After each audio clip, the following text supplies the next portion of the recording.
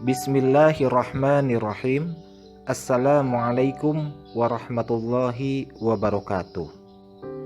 Ananda santri kelas 7 MTS Husnul Khotimah yang dirahmati Allah, Ustaz doakan semoga antum berada dalam kondisi sehat walafiat, tetap semangat belajar, dan semoga rahmat, hidayah, serta taufik Allah Subhanahu wa Ta'ala senantiasa menyertai aktivitas sehari-hari.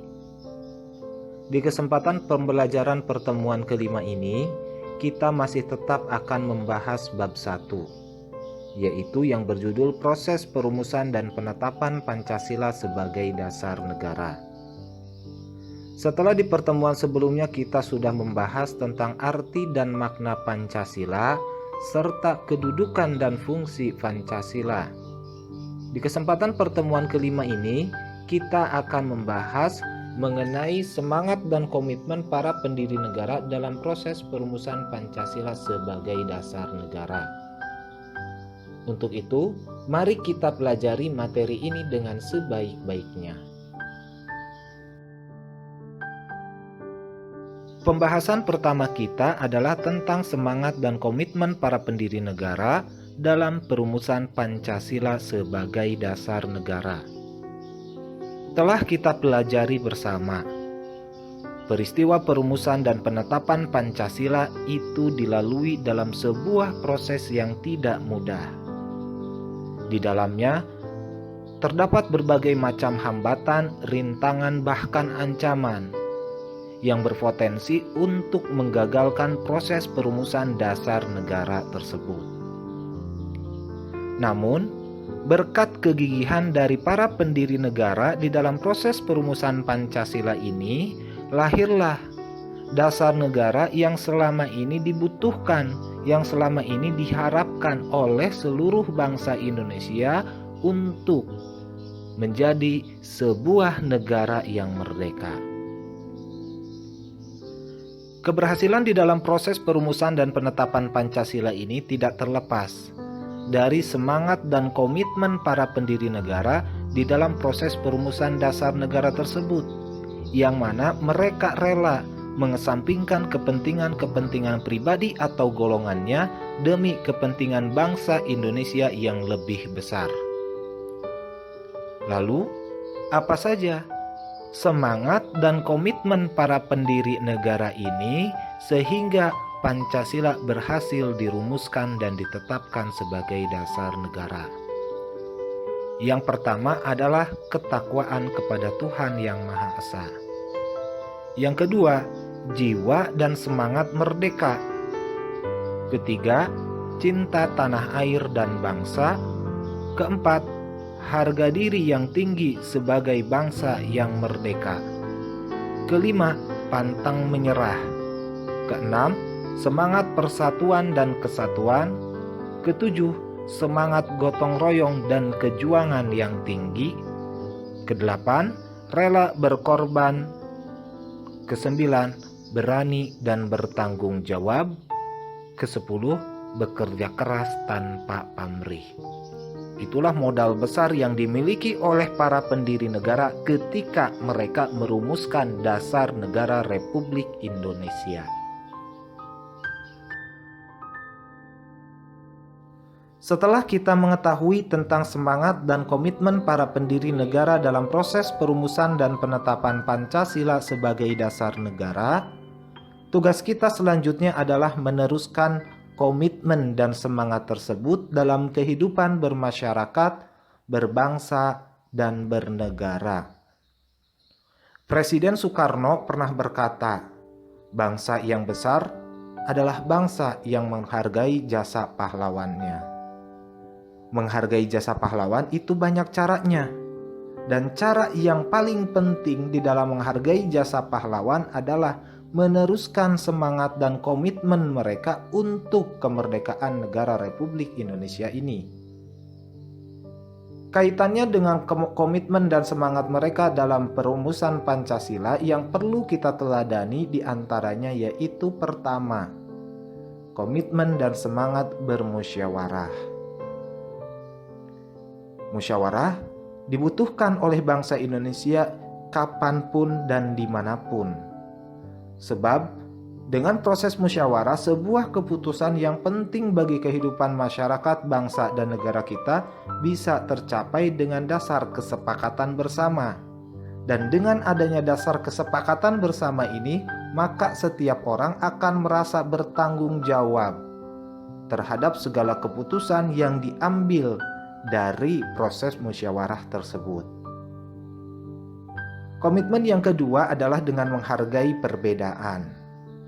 Perbedaan di tengah bangsa Indonesia itu merupakan sesuatu hal yang sudah kita ketahui.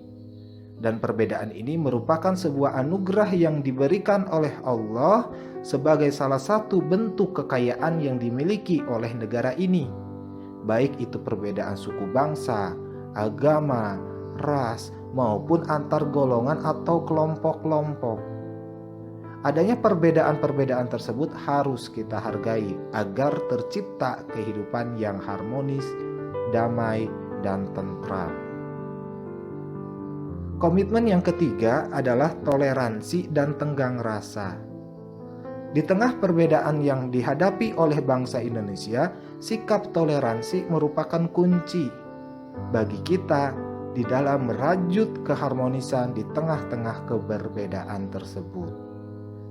Yang keempat, bersatu dan kerja keras.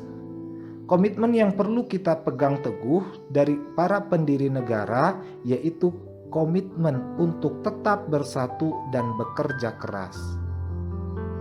Kita tidak mengedepankan perbedaan. Yang kita kedepankan adalah persatuan dan kesatuan bangsa. Komitmen yang kelima adalah hemat. Kita bisa ambil contoh dari kehidupan para pendiri negara tersebut. Mereka hidup di tengah-tengah penjajahan. Kehidupan mereka serba prihatin. Prihatin di sini, mereka serba mengeluarkan sesuatu itu dengan seperlunya. Oleh karena itu, bagi kita yang hidup di zaman sekarang, hemat merupakan salah satu contoh komitmen yang harus kita pegang teguh sebagai upaya meneladani sikap para pendiri negara tersebut. Komitmen yang kelima adalah semangat nasionalisme. Nasionalisme atau semangat kebangsaan. Semangat kebangsaan ini berarti kita sebagai bangsa Indonesia harus mencintai dengan sepenuh hati terhadap bangsa dan negara ini.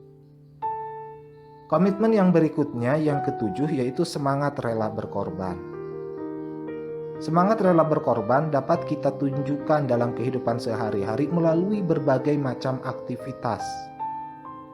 Semisal bagi kita yang sebagai pelajar, semangat rela berkorban tersebut dapat diwujudkan dengan kerelaan kita mengorbankan waktu kita, tenaga kita, pikiran kita, untuk dapat belajar dengan sungguh-sungguh.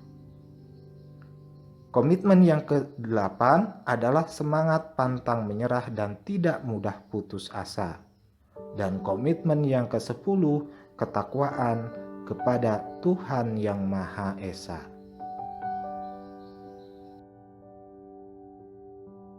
Dari proses perumusan dan penetapan Pancasila ini, ada beberapa hal yang bisa kita jadikan sebagai bahan pelajaran untuk hidup kita semua. Di samping tadi, kita sudah mengetahui tentang semangat dan komitmen para pendiri negara dalam proses perumusan Pancasila. Ada beberapa hal yang harus kita hindari ketika kita melihat bagaimana proses perumusan dan penetapan Pancasila. Sikap yang harus kita hindari yang pertama adalah sikap tidak percaya diri dan gamang dalam menghadapi perubahan dan perbedaan. Bangsa Indonesia harus menjadi bangsa yang percaya diri. Karena dengan bermodalkan percaya diri ini, bangsa Indonesia diharapkan mampu untuk menyesuaikan diri di dalam setiap perubahan dan perbedaan yang ada. Tanpa rasa percaya diri, bangsa Indonesia tidak akan tahu dengan apa yang harus dilakukannya untuk negara dan bangsa ini. Sikap yang harus dihindari yang kedua adalah budaya instan atau cepat saji.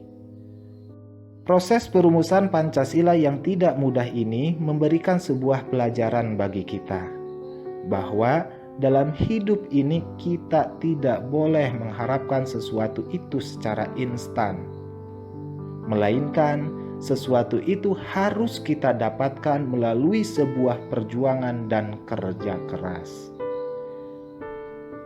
Sikap hidup yang harus kita hindari yang ketiga adalah sikap acuh tak acuh terhadap nilai-nilai luhur Pancasila dan kurang peduli terhadap nilai-nilai Pancasila.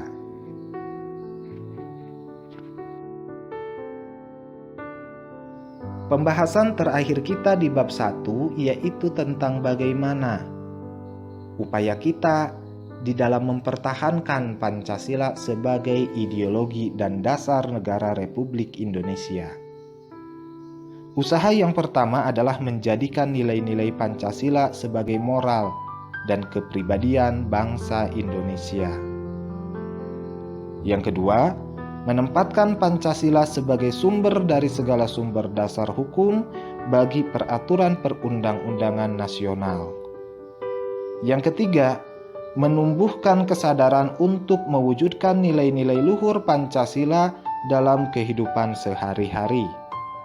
Yang keempat, menjadikan nilai-nilai luhur Pancasila sebagai realitas dalam segala segi kehidupan dan mengamalkannya dalam kehidupan bermasyarakat, berbangsa, dan bernegara. Dan yang kelima, melestarikan dan mempertahankan nilai-nilai Pancasila agar senantiasa dapat menghadapi berbagai tantangan zaman, baik di tingkat nasional maupun pada tingkat dunia.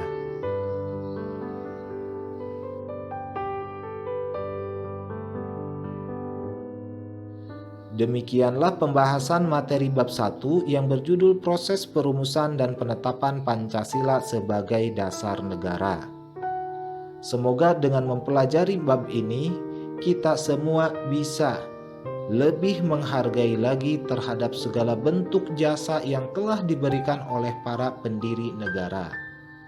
Sekaligus, kita dapat meneruskan semangat dan komitmen juang mereka bagi kemerdekaan negara Republik Indonesia ini, agar negara Republik Indonesia bisa mencapai tujuannya, yaitu negara yang merdeka, bersatu, berdaulat, adil, dan makmur.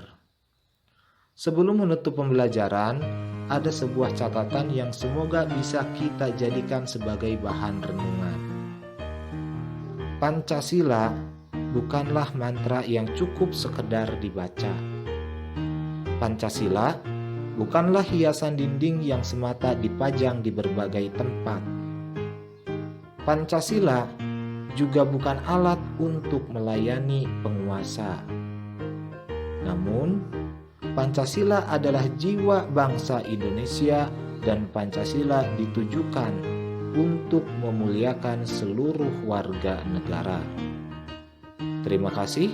Billahi taufik wal hidayah. Wassalamualaikum warahmatullahi wabarakatuh.